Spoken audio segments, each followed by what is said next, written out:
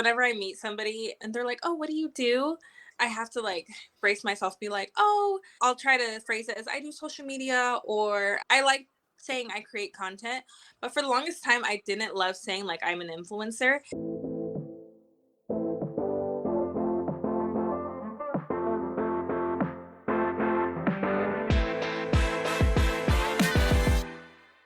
Welcome back to the show. Hope you're all having a great week. So we have a wonderful guest for you today. We have Anite Gashumov. She is an influencer, creator on Instagram and the other social platforms. We've worked a number of times with Anite on campaigns for Hershey and Hallmark and Glad, Mucinex, a bunch of others. And what I really loved about my conversation with Anite is we talked about the importance of community and why building a community of people who, as part of what she does as a creator and her relationship with her followers is very much one where she feels like it's community. And for her followers, that's what it is. People come back and look at her content for that reason. And so we talk about that. We also talk about what boundaries you should have as a creator who has their kids, as an influencer who has their kids in their content. How much of your family life do you share? We talked about the effects of going viral, and even though when that's not your aim and it happens, what are some of the impacts of that? And then which are the best platforms to monetize? TikTok, Instagram, YouTube, which one works best and why? We also talk about the term influencer and what it means to her, whether it's something that resonates with her. So I thought this was a great conversation. One I think is really interesting and thought-provoking in terms of how women, moms think about this space as, as influencers and content creators. How do they think about it? So with that, I'm going to let you hear my conversation with Anite. We're going to jump right into it. Anite, welcome to the show. Thank you. Thank you so much for having me. I'm excited to talk with you because I have been looking at your content now for years. I know we've worked on a number of campaigns together, and I think you have a really interesting perspective on being an influencer, on content creation, but also how you fit that in with your life. Because a lot of what you talk about in your content is your day-to-day life. Can you first share what do you cover on your social media account and when did you start it? Yeah, I started my page in 2017, right after I had my first son. And basically, I cover everything mom life, motherhood, everything that comes with it, the ups and the downs, raising Mhm. kids, potty training, and also just obviously we've made it fun. Me and my husband, he wasn't always a big part of it, but he is now. And so we just show our family life, different dynamics, and then being more specifically like a mom to boys and what that's like. And just, yeah, just a lot of my real life and what that kind of looks like. Yeah. Yeah, you've had such great success building a community on social media. How do you think about your relationship with your followers? Yeah, I honestly feel like a lot of them have raised my kids with me because I literally started with Mm. just a little guy, and my DMs are constantly full of people who I've talked to for years, and they're, checking in, or if I post something, they're like, "Oh, how's this going?" and everything. And a lot of the people in the relationships I have connected truly are like friends, and they've become just really close, and usually based on like the content we post and how they perform and certain things that we notice with our analytics or the engagement. That's where we're like, okay, like people like to see this, and so we try to use that and to create more things in that regard.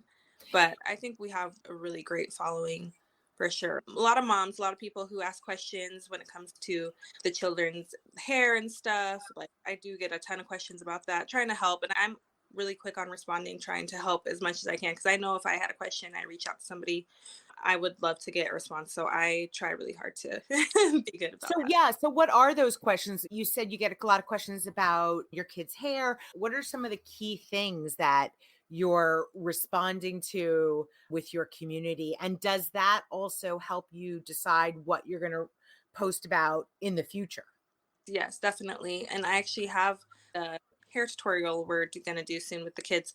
But I do get a lot of questions about their hair because they have their boys with long hair and curly hair. And a lot of moms, they, don't- they feel lost with what to do with that kind of hair. And I at first did too. It's a lot of trial and error. So I'm glad that I can share what I know.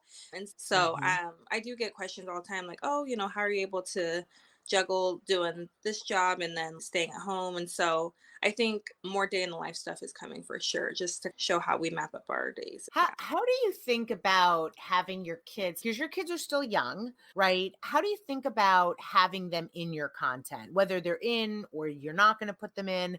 Do you and your husband talk about that? We do. And honestly, I think maybe Mhm. because I started with him young, he like, especially my oldest, he absolutely loves, like, it's almost funny because sometimes I'm just like, okay, chill. But he loves making videos. He gets so excited to watch back his videos and everything. And so they really enjoy it.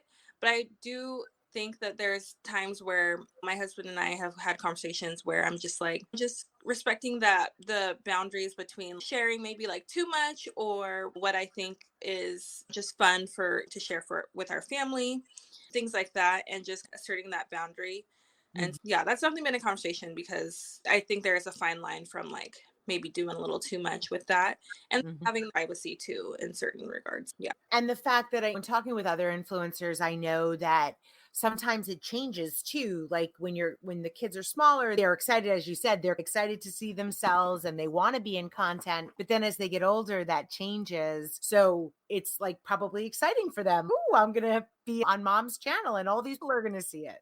Yes, right now it's very much exciting. They do have their days, especially, well, my son who's in kindergarten, like where he's just, yeah, no, I'm good.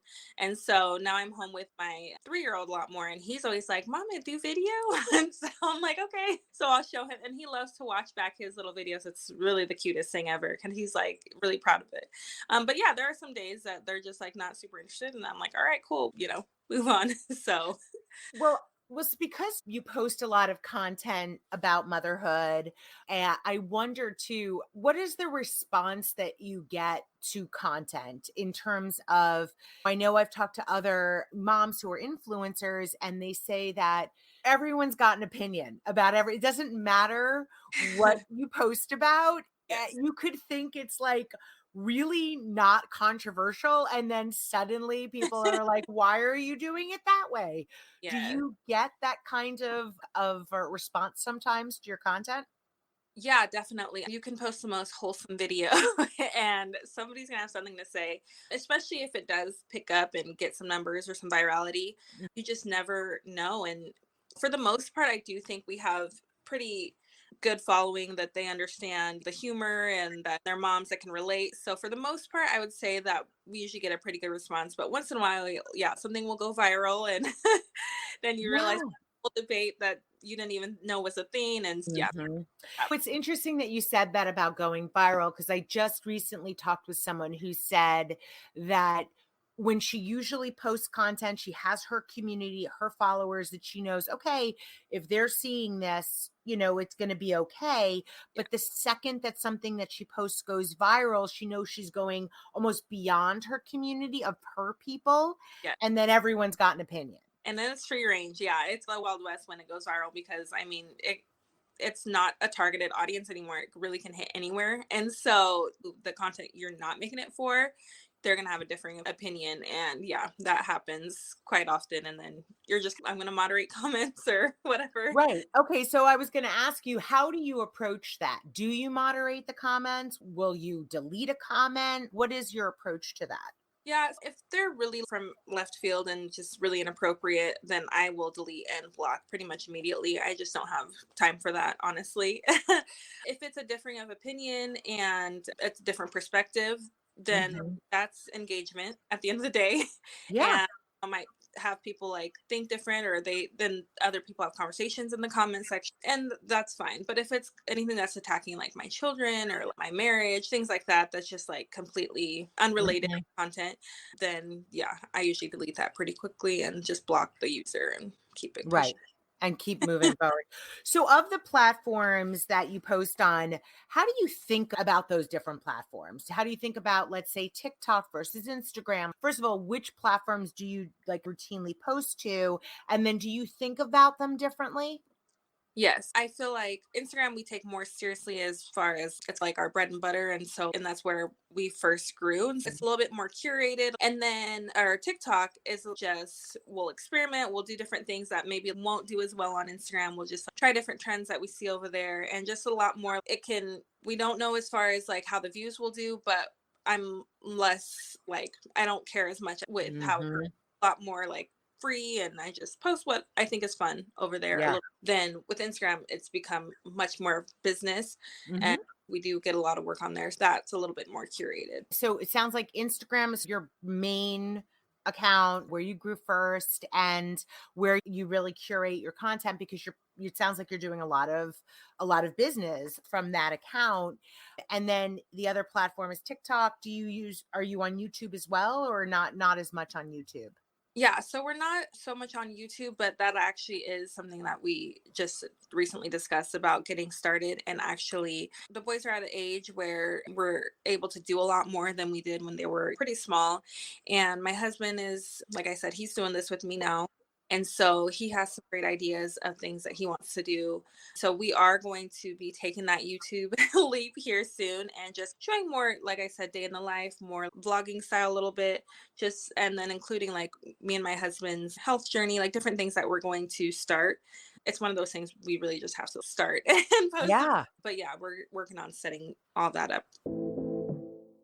And now a quick word from our partner. If you know me, you know that I am a pet lover. I have 3 rescue dogs, so I'm so excited that this episode is being brought to you by Iams. Figuring out what to feed your pet can be difficult, but Iams has got your pet covered in all stages of life with Iams Advanced Health. Filled with wholesome grains and good carbohydrates, Iams Advanced Health is vet recommended for dogs and cats to improve various aspects of their lives, including bone health, digestion, and skin health. Iams is now hosting a sweepstakes. Enter for a chance to win Iams for the life of your pet, the tailored nutrition for your pet's whole body health for life. Check out the link in our description to enter. No purchase necessary, void where prohibited.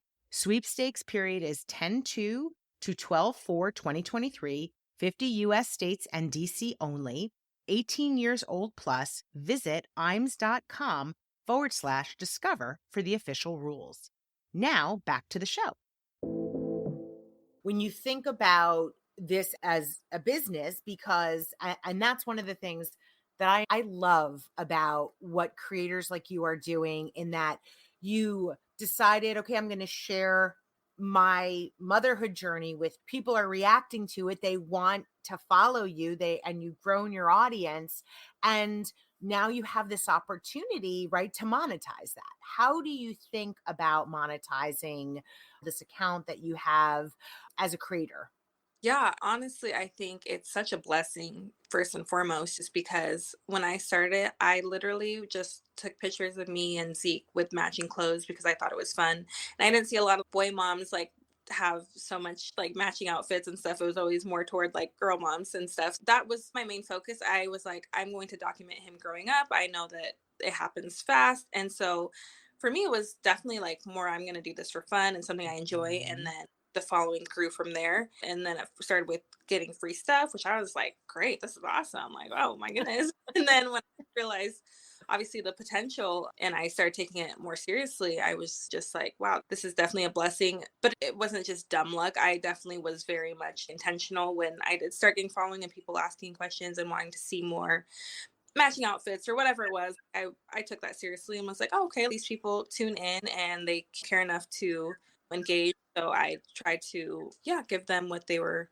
looking for. It's really cool that many people can do this and they can stay home with their children and do it with their family and help to make an income for them. So it's really Yeah, cool. I love that. And is the majority of what you're doing now in terms of monetizing your channel, is it mostly brand deals where you're working with a company that is asking you to talk about their product to your audience in a way that conveys why that product makes sense for you, and then you get paid from that? Or is it also like affiliate links? What is the sort of mix of how it's monetized for you?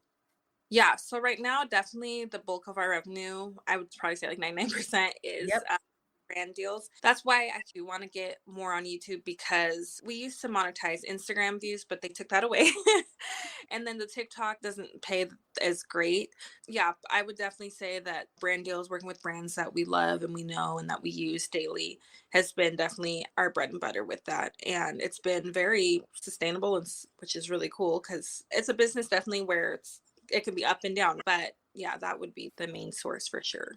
And I love that you're saying that you are starting to look at YouTube, because when I talk to a lot of different creators, one of the things they say is that YouTube in some ways is a platform that they can make a lot of money on if they are doing it correctly, if they get views of their content, because YouTube pays pretty well if you have a video that does well. And it's Right. interesting when you said that Instagram used to pay for views, but now they don't. Is that like a recent thing?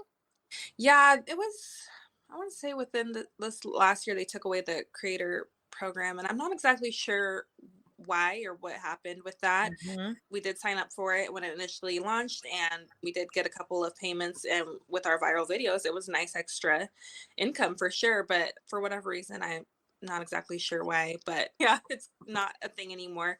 So definitely, I think YouTube, if you are making consistent videos and they're doing pretty well, that's a solid place Mhm. for, yeah. We talked about how some of your content's gone viral. You always know that when something is going to go viral, you're going to get like a whole lot more comments from the peanut gallery, so to speak.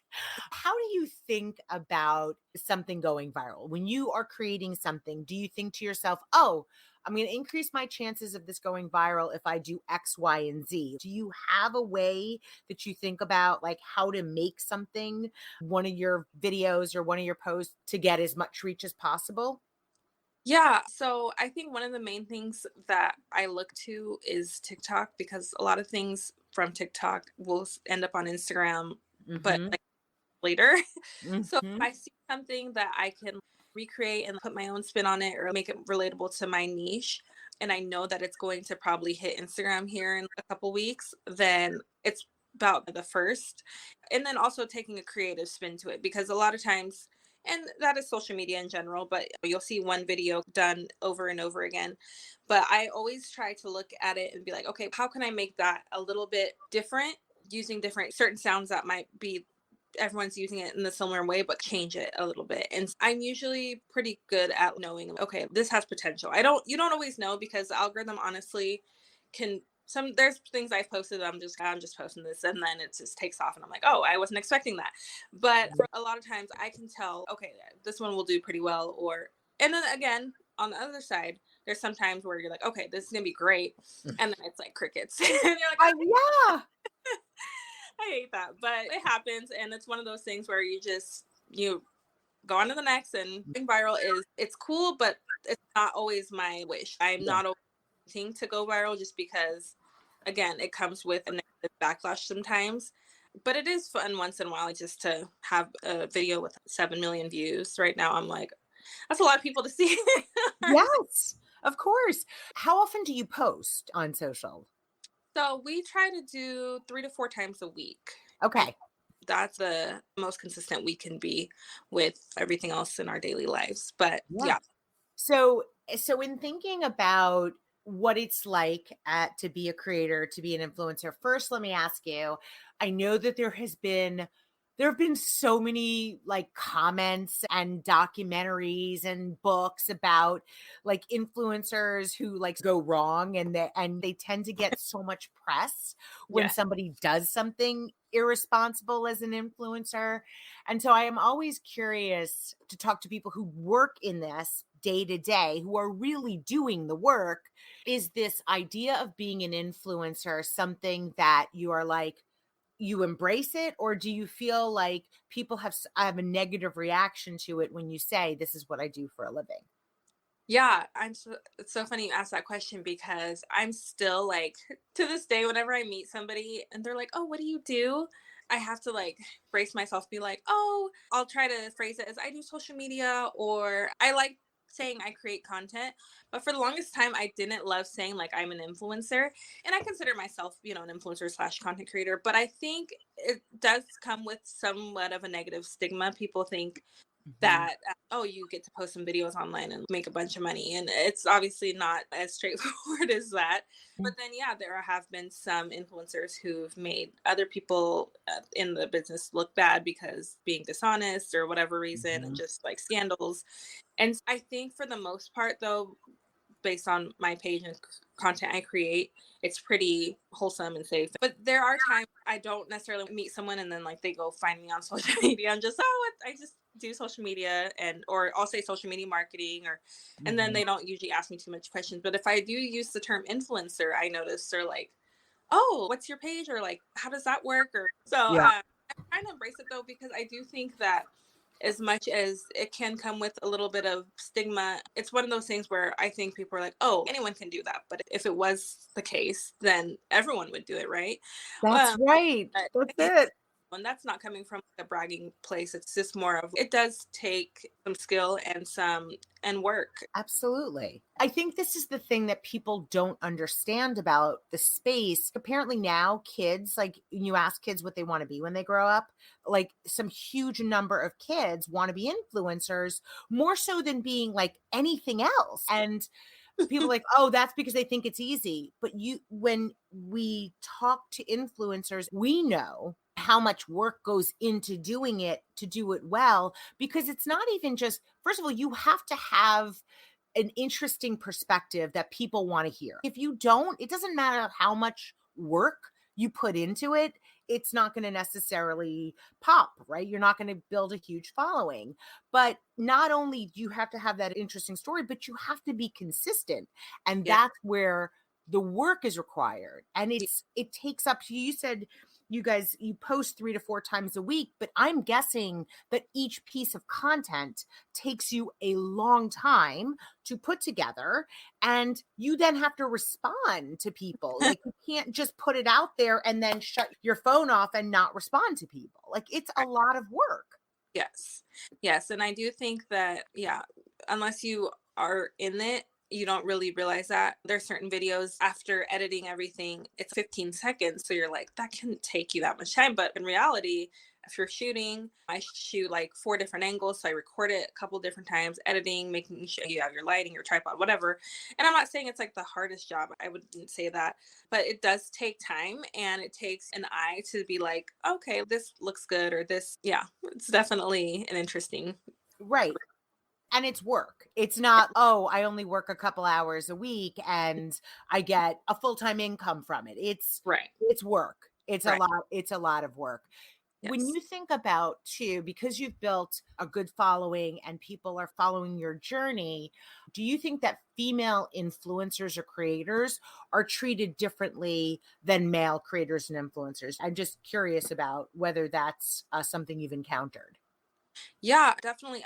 I think maybe not so much as far as because of my following being and mostly moms and in that regard, but I do notice that if a female creator were to post something and the male creator posts something very similar, but like a different spin, the comment sections are usually 100% like different, just with how like the misogyny or disrespected that like women are, and or people are toward women, and Mhm. how easy it seems like it is for people to just attack a woman's creator versus, yeah, and then like men will post like something and then they might get praised for it, whereas if like a woman did the same thing then it's shamed.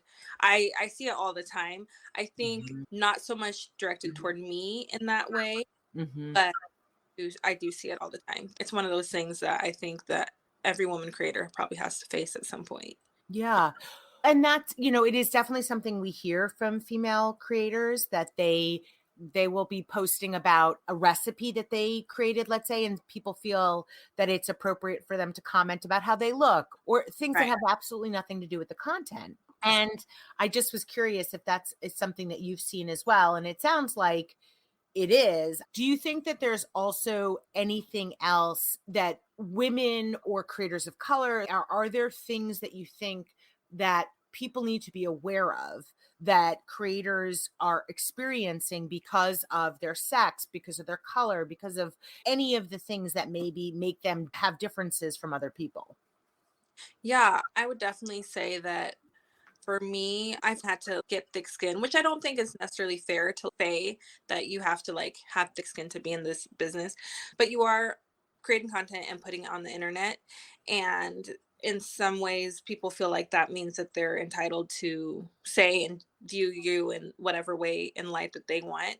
But if you, as long as you know your purpose and what you're doing, that's all that really should matter. And then being Mhm. able to, yeah, use that block button, Yeah. but block out those kind of comments and don't let them actually make you believe anything that is not true about yourself. And so I do think that we've gotten some negative stuff as far as like being in an interracial like family or couple and stuff like that. I think Mhm. I probably hear that a little bit more than just about being a woman, but we know that our love and our marriage and everything is beautiful. And so regardless Mhm. of what other people are saying, then it is what it is. But Yeah. it is Yep. definitely a place where you just have to, unfortunately, I hate to say like it comes with the territory, but it does come with the Mhm. territory in a Mhm. way. You just have to learn how to separate that. And Yeah. And that is, it's interesting that I do know that this comes up a lot for different types of creators, that anybody who posts content, they're going to have people who react to it. Everyone's got an opinion, right? And if you have a phone or a keyboard, a computer, you can react. yeah, But what I love too about the way that influencers like you are approaching what you do is you're kind of like, look, I'm going to create my content for my community, for the people who are following me. And if other people have a perspective on it, and when it gets nasty, I'll just block them. I'll just use that block button. And I think that's probably a really healthy way to approach it, because at the end of the day, you're the one who's getting the chance to make a career from doing this. So you almost have to just ultimately put it into perspective, right? absolutely. And just always remember that usually it's not like people that are very happy that are out leaving negative comments. And Mm, I try to just think like they're probably going through something I have no idea, but that's not my business. yeah. And I'm just going to remove them from that. So I think that's so interesting, because I was just talking with another creator recently, and she told me that, of course, like everyone else, she gets a lot of negativity no matter what she's posting about. And she said that she's learned to feel empathy for those people. As you just said, there's probably something going on in their lives that they're yeah, not happy with. So the approach of, you know what, I'll just approach this like there's something going on with them, and that is not about you, it's about them. exactly. Yeah. Yeah. There's a lot of projection online. Mhm. So putting it all into perspective, I guess, is the bottom line. Like, you Yeah. just have to be able to do that. What are you most excited about for the future? What's coming next for you that you're excited about? Honestly, I'm really excited about YouTube just because Instagram is very much short term content. It started with pictures and then now reels.